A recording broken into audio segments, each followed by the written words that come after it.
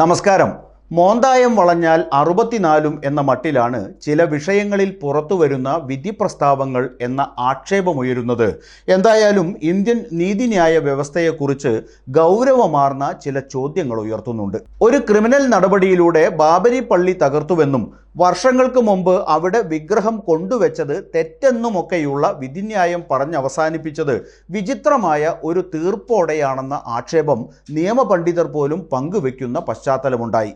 പൊളിച്ച കെട്ടിടം നിന്ന ഭൂമി പൊളിക്ക് നേതൃത്വം കൊടുത്തവർക്കും പൊളിഞ്ഞുപോയതിൻ്റെ വേദനയുടെ പേരിൽ ദൂരെയെങ്ങാണ്ടോ ഒരു 5 ഏക്കർ രണ്ടാം പാർട്ടിക്കും നൽകുന്നുവെന്ന അപൂർവങ്ങളിൽ അപൂർവമായ വിധി പ്രസ്താവിച്ച സുപ്രീം കോടതി ജഡ്ജിമാർ തന്നെ ജനുവരി 22 നടന്ന പ്രതിഷ്ഠാ മഹോത്സവത്തിൽ പങ്കെടുത്ത് പ്രസാദം വാങ്ങിക്കഴിച്ചതിൻ്റെ വാർത്തകളുടെ ചളിപ്പ് മാറുന്നതിന് മുമ്പ് തന്നെ വാരാണസിയിലെ ഒരു ജില്ലാ ജഡ്ജി വിരമിക്കുന്നതിന് തൊട്ടു മുമ്പുള്ള അവസാന പ്രവൃത്തി ദിവസം മുഗൾ കാലഘട്ടത്തിലെ ജ്ഞാൻവ്യാപി മസ്ജിദിൻ്റെ അടച്ച നിലവറയ്ക്കുള്ളിൽ ഹിന്ദുക്കളെ ആരാധിക്കാൻ അനുവദിച്ചു എന്ന വാർത്ത പുറത്തുവരികയാണ്.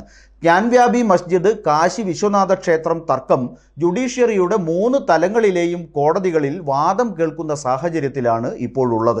കാശി വിശ്വനാഥ ക്ഷേത്രം സന്ദർശിക്കുന്ന ഹിന്ദു പുരോഹിതന്മാർക്കും ഹിന്ദു ഭക്തർക്കും മസ്ജിദിൻ്റെ നിലവറയ്ക്കുള്ളിൽ ദർശനം നടത്താനും പൂജ നടത്താനും പ്രവേശനം അനുവദിക്കണമെന്ന വാരണാസി ജില്ലാ കോടതി വിധിയാണ് ഇപ്പോൾ വന്നിരിക്കുന്നത്.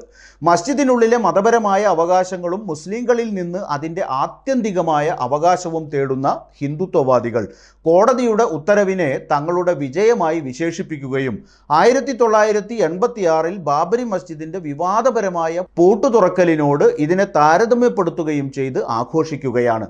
1992 ഡിസംബർ 6 സംഘപരിവാർ അംഗങ്ങളുടെ ആഹ്വാനപ്രകാരം ഒരു കൂട്ടം ഹിന്ദുത്വ പ്രവർത്തകരാണ് ബാബരി മസ്ജിദ് തകർത്തത് എന്ന് സുപ്രീം കോടതി തന്നെ നേരത്തെ വിലയിരുത്തിയതാണ്. അതുകൊണ്ട് തന്നെ ഈ ഉത്തരവ് ദൂരവ്യാപകമായ പ്രത്യാഘാതം സൃഷ്ടിക്കുമെന്ന ആശങ്കയാണ് പലരും പങ്കുവെക്കുന്നത്. ജ്ഞാൻവ്യാപി മസ്ജിദ് പരിപാലകർ ജില്ലാ കോടതി ഉത്തരവിൽ സ്തംഭിച്ചു നിൽക്കുകയാണ്. തെളിവുകളൊന്നും കൂടാതെ ക്ഷേത്രത്തിൻ്റെ പേരിൽ പരാതിപ്പെട്ടവരുടെ ഭാഗത്തു നിന്നുള്ള അവകാശവാദങ്ങൾ കോടതി അംഗീകരിച്ചതാണ് അവരെ ഞെട്ടിച്ചത്. ജ്ഞാൻവ്യാപി മസ്ജിദിന്റെ സർവേ റിപ്പോർട്ടിൽ ആർക്കിയോളജിക്കൽ സർവേ ഓഫ് ഇന്ത്യ നിലവിലുള്ള ഘടന, അതായത് മസ്ജിദ് അതിൻ്റെ ഭാഗങ്ങൾ നിർമ്മിക്കുന്നതിന് മുമ്പ് അവിടെ ഒരു വലിയ ഹിന്ദു ക്ഷേത്രം നിലനിന്നിരുന്നുവെന്ന് അവകാശപ്പെട്ടതിന് ദിവസങ്ങൾക്ക് ശേഷമാണ് വാരണാസി കോടതിയുടെ ഉത്തരവ് വന്നത്. ക്ഷേത്രം പരിഷ്കരിച്ച് ഇസ്ലാമിക ആരാധനാലയത്തിൻ്റെ നിർമ്മാണത്തിൽ ഉപയോഗിച്ചു എന്നും അവരുടെ റിപ്പോർട്ടിലുണ്ട്. 7 ദിവസത്തിനകം പള്ളിയുടെ നിലവറയ്ക്കുള്ളിൽ പൂജയ്ക്കും മറ്റ് ഹൈന്ദവ പ്രവർത്തനങ്ങൾക്കും ക്രമീകരണങ്ങൾ ചെയ്യാൻ ജില്ലാ ജഡ്ജി അജയ കൃഷ്ണ വിശ്വേശ ജില്ലാ ഭരണകൂടത്തോട് നിർദ്ദേശിച്ചു.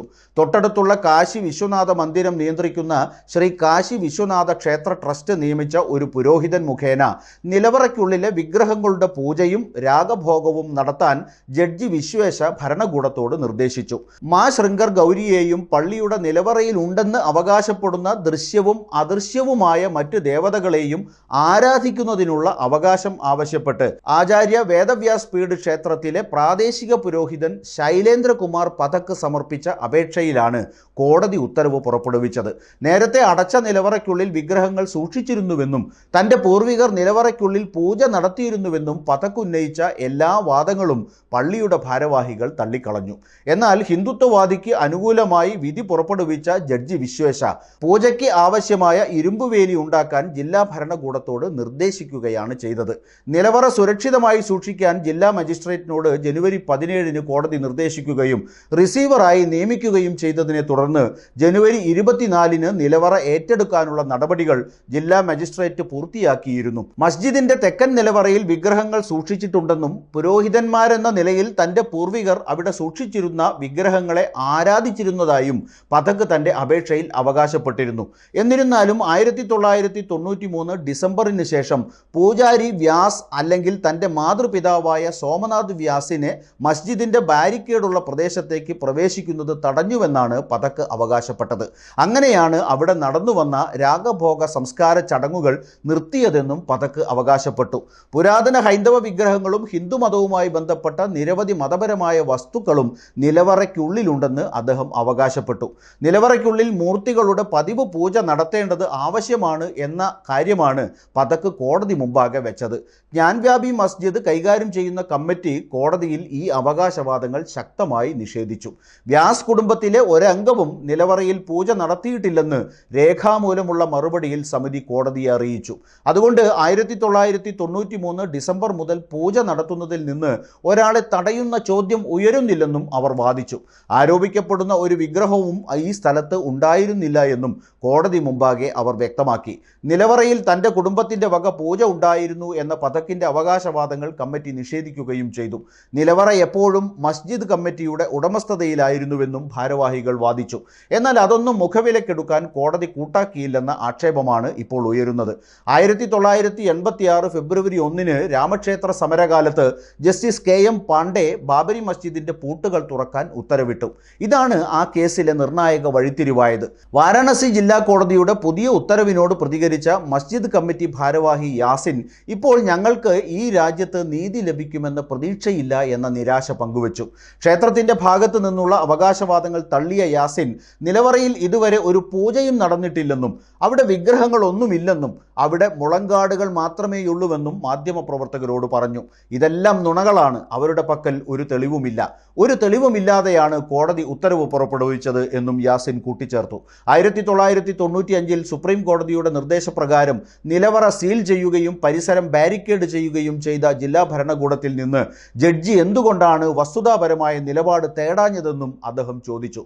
പഴയ ബാരിക്കേഡ് ലംഘിച്ചതിനെ അപലപിച്ച യാസിൻ നിലവറ എല്ലായ്പ്പോഴും ഞങ്ങളുടെ കൈവശമാണ് ഉണ്ടായിരുന്നതെന്നും ഉറപ്പിച്ചു പറഞ്ഞു. പണ്ടുമുതൽ ഹിന്ദുക്കൾ അവിടെ പൂജ നടത്തിയിരുന്നു, എന്നാൽ പിന്നീട് ഇത് തടയപ്പെട്ടു. കോടതി പുതിയതായി ഒന്നും നൽകിയിട്ടില്ലെന്നാണ് കേന്ദ്രമന്ത്രി ഗിരിരാജ് സിംഗ് വിധിയെക്കുറിച്ച് പറഞ്ഞത്.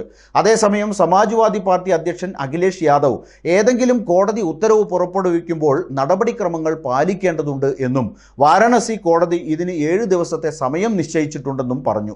നിയമാനുസൃതമായ നടപടിക്രമങ്ങൾക്കപ്പുറത്തേക്ക് പോകാനും സ്വീകരിക്കാവുന്ന ഏതെങ്കിലും നിയമപരമായ വഴി തടയാനുമുള്ള ഒരു കൂട്ടായ ശ്രമമാണ് ഭരണകൂടത്തിന്റെ ഭാഗത്തു നിന്ന് ഞങ്ങളിപ്പോൾ കാണുന്നത് എന്നും അഖിലേഷ് കൂട്ടിച്ചേർത്തു. ഇത് സംബന്ധിച്ച നിയമപോരാട്ടം തുടരും എന്ന സൂചനയാണ് അഖിലേഷിന്റെ പ്രസ്താവനയിൽ വ്യക്തമാവുന്നത്. ദീർഘമായ മറ്റൊരു നിയമപോരാട്ടത്തിലേക്കാണ് ജ്ഞാൻവ്യാപി മസ്ജിദ് അധികൃതർ പ്രവേശിക്കുന്നതെങ്കിലും നിയമവാഴ്ചയോട് വിശ്വാസം നഷ്ടപ്പെടാതെ സൂക്ഷിക്കുക എന്ന ഉത്തരവാദിത്വം കൂടി നിറവേറ്റപ്പെടുമോ എന്നതാണ് അതിൽ പ്രധാനം.